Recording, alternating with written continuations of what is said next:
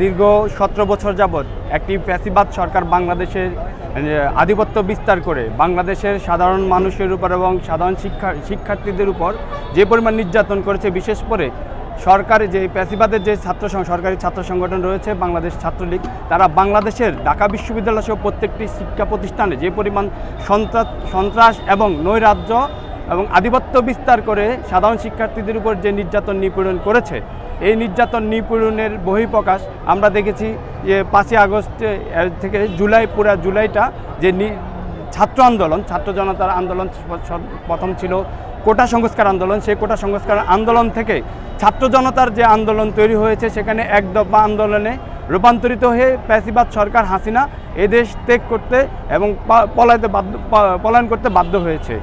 তো আমরা জাতীয়তাবাদী ছাত্রদল ইতিপূর্বে আমরা বারবার বলেছি, বাংলাদেশ জাতীয়তাবাদী ছাত্রদল প্রতিষ্ঠার পর থেকে সাধারণ শিক্ষার্থীদের প্রত্যেকটি যৌক্তিক দাবিতে সাধারণ শিক্ষার্থীদের পাশে ছিল। আমরা এই স্বাধীনতার পরে, দ্বিতীয় স্বাধীনতার পরে 2024 5ই আগস্ট স্বাধীনতার পরে আমরা বলতে চাই, বাংলাদেশ জাতীয়তাবাদী ছাত্রদল সাধারণ শিক্ষার্থীদের পাশে অতীতে যেভাবে ছিল ভবিষ্যতে সেভাবে থাকবে। কোনো দখলদারিত্বের রাজনীতি থাকবে না। ক্যাম্পাসগুলোতে গণতন্ত্র এবং মুক্ত চিন্তার মানসিকতার এবং প্রত্যেকের বাক স্বাধীনতা থাকবে। যে যার সংগঠন যেভাবে কথা বলতে পারে।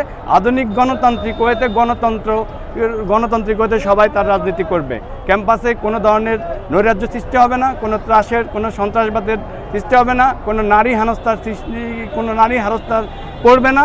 আমরা বিশ্বাস করি জাতীয়তাবাদী ছাত্রদল বাংলাদেশের সকল শিক্ষার্থীদের এবং সকল রাজনৈতিক সংগঠনের সাথে একত্রিত হয়ে কাঁধে কাঁধ মিলিয়ে আগামীর বাংলাদেশ নির্মাণের জন্য সর্বাঙ্গীন সহযোগিতা করবে এবং তাদের সাথে ঐক্যবদ্ধ হয়ে কাজ করবে ইনশাআল্লাহ।